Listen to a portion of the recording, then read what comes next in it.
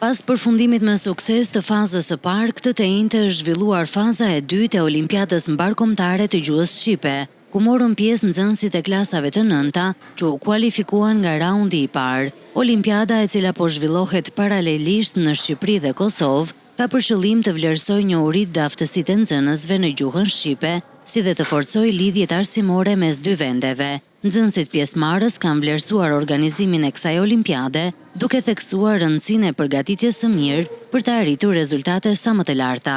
Këto olimpiada janë shumë të rëndësishme dhe para përgatitjen për provimin e lirimit, gjithashtu edhe për konkursin e gjuhës shqipe, edhe pse është hera e parë që kjo olimpiadë e gjuhës shqipe bëhet.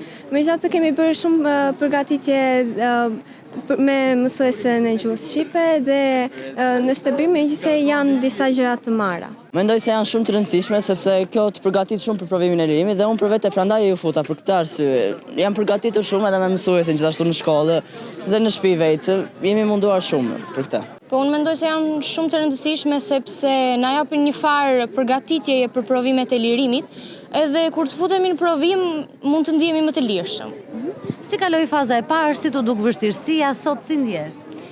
Po faza e parë mendoj ishte e thjeshtë.